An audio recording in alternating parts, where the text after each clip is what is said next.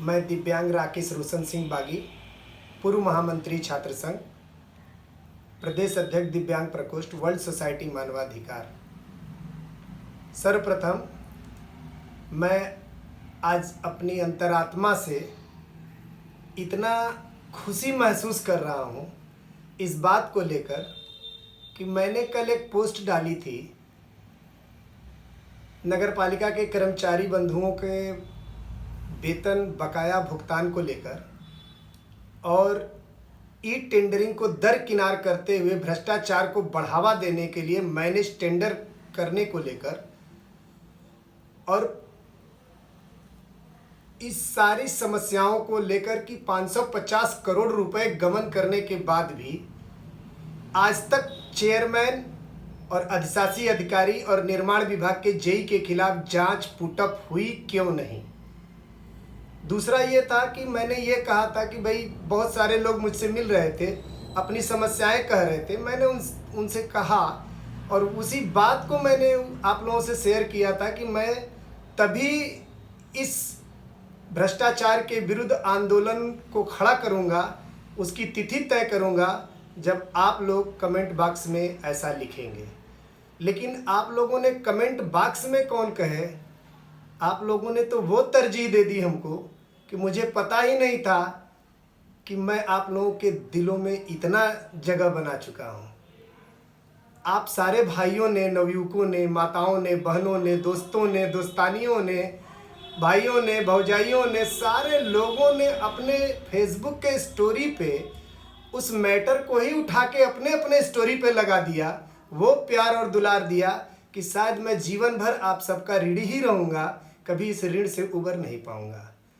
मैं ये कहने उपस्थित हुआ हूँ कि नगर पालिका परिषद में 1 से सवा करोड़ रुपए आए और 31 तारीख को 31 अगस्त को नगर पालिका परिषद ने ई टेंडरिंग न करते हुए इस 1 सवा करोड़ रुपए शासन के पैसे को विकास के कार्यों को दिखाते हुए मैनेज टेंडर फिर से कर दिया। अपने चहेतों को टेंडर दिया। टेंडर प्रक्रिया पूरी तरह से पक्षपातपूर्ण है और ये गलत है। नगर पालिका परिषद ई टेंडरिंग क्यों नहीं कर रही है? क्योंकि नगर निकाय के एक सचिव थे मनोज कुमार सिंह, उन्होंने एक ऐसा जियो पास किया था कि भाई अगर नगर पालिका परिषद या नगर निकायों के पास कोई उस तरह का जरूरी मतलब क्या बोलते हैं उसको अति आवश्यक कार्य आ जाए तो आप बगैर ई टेंडरिंग का, और वो 10 लाख के नीचे हो, गौर करिएगा कि 10 लाख के नीचे का कोई अति आवश्यक कार्य अगर नगर निकाय का है तो उसको ई टेंडरिंग न करते हुए कार्य के क्या बोलते हैं अति आवश्यक पूर्णता को देखते हुए आप जो है उसको मैनेज टेंडर कर सकते हैं, ओपन टेंडर कर सकते हैं। इन लोगों ने उसको आधार बना लिया और जितने भी टेंडर नगर पालिका परिषद के अंदर होते हैं उस सारे टेंडरों को ये लोग 10 लाख के नीचे बनाकर और उसको अति आवश्यक कार्य दिखा के मैनेज टेंडर करते हैं। और जो विज्ञापन करते हैं टेंडर का, उसमें ई टेंडरिंग की सारे नियमावलियों के अनुपालन का टेंडर करते हैं। तो मैं ये जानना चाहता हूं कि जब मैं आपसे टेक्निकल रिपोर्ट मांग रहा हूं काम का जन सूचना में, तो आप दे नहीं रहे हो। दूसरी तरफ आपने बताया कि हमारे यहाँ आउटसोर्सिंग पे 275 कर्मचारी हैं। मैंने उसमें आपसे उनकी सूची मांगी, उसका आपने शुल्क मांगा, हमने उसका शुल्क पोस्टल ऑर्डर के माध्यम से जमा करा दिया और आज तक आप वो सूची उपलब्ध नहीं कराए और उस पैसे को यूज कर लिए। तो मैं जानना चाहता हूं कि आखिर आप बताना क्या चाह रहे हैं।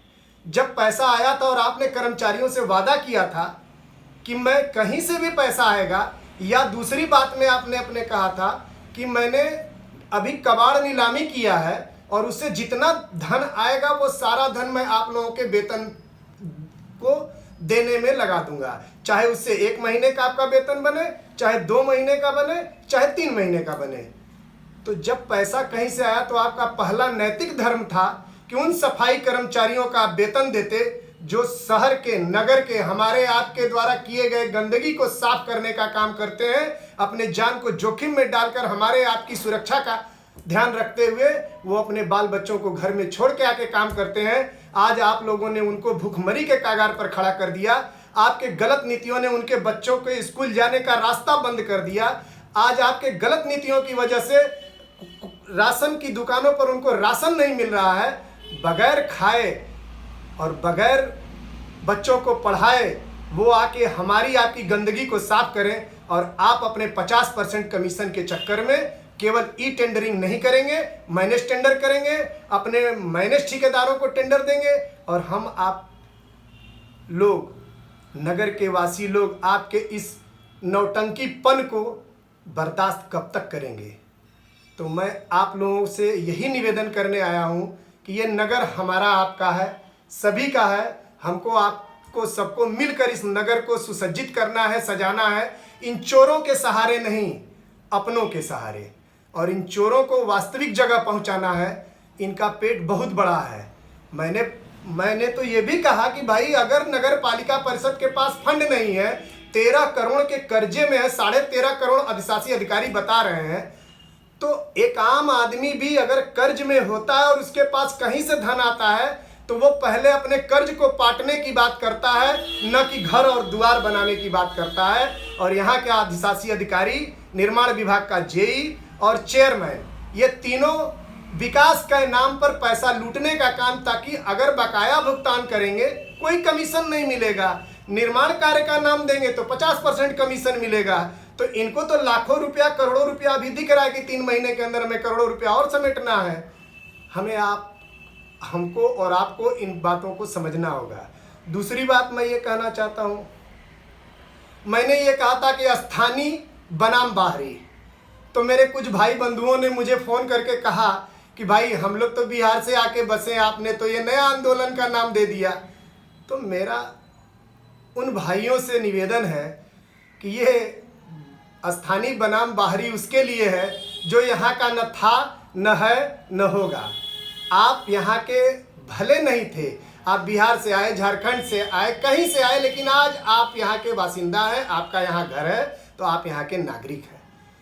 लेकिन वो लोग जो बाहरी हैं, जैसे निर्माण विभाग का जेई, वो यहाँ का नहीं है, उसका जो प्राइवेट ड्राइवर है वो यहाँ का नहीं है, लेकिन काली महल पूर्व विधायक रामचंद्र शर्मा के भाई का लड़का रामाश्रय शर्मा इसी आउटसोर्सिंग विभाग में आज से नहीं, विगत 8-9 वर्षों से काम कर रहा था। उसको हटाकर और पिछले 4 महीने से उस निर्माण विभाग के जेई के ड्राइवर का नाम चलाया जा रहा है और उसको वेतन दिया जा रहा है, और यहाँ का लोकल आदमी खाए बगैर मरने के कागार पर खड़ा है। यही न्याय है आपका। तो मेरी लड़ाई उन बाहरी व्यक्तियों से है, जैसे वो निर्माण विभाग का जेई है, 1 नंबर का चोर है, ईओ है, अधिशासी अधिकारी, इनका भी वही हाल है। रहते हैं पंडित दीनदयाल उपाध्याय पार्क में और लेते हैं एचआरए गवर्नमेंट से। तो आप 2-2 सुविधाएं क्यों ले रहे हो भाई? कमीशन अलग खा रहे हो। आप यहाँ से लूटोगे, यहाँ के कमीशन का पैसा लूटोगे और जाके बागपत में लगाओगे, अपने घर लगाओगे। आप बाहरी हो और हमारे नगर को लूट के हमारे नगर के सुसज्जित करने का पैसा आप लेके अपने घर जाओगे। तो मेरी लड़ाई ऐसे लोगों के खिलाफ है। मेरे शीर्षक का मतलब ही ऐसे लोगों के खिलाफ है। इन लोगों को मैंने जो है बाहरी टारगेट किया है, और ये आंदोलन अगर ये लोग नहीं माने तो ये जो अंगड़ाई है अभी, ये आंदोलन का रूप लेगी। और उस दिन शहर के लोग इस नगर पालिका के भ्रष्ट प्रशासन और चेयरमैन एंड कंपनी को बताएंगे कि हमारे नगर में क्या क्या था और आपने क्या क्या बेच दिया, आपने कैसे कैसे लूटा। वो सारा रिपोर्ट कार्ड उस दिन जारी होगा जिस दिन ये अंगड़ाई से आंदोलन का रूप लेगी।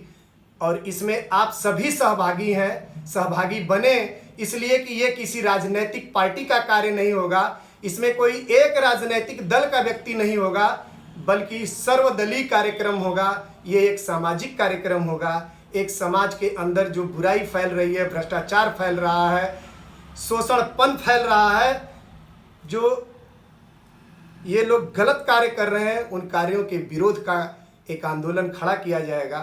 और उसमें आप सभी आमंत्रित हैं। आप सबको मैं एक बार पुनः प्रणाम करता हूं और आपसे निवेदन करता हूं कि आप इस भ्रष्टाचार के विरुद्ध होने वाले आंदोलन में बराबर के सहभागी बनिए। यह नगर आपका, हमारा है। इसको सजाने और संवारने की जिम्मेदारी भी आपकी और हमारी है। धन्यवाद।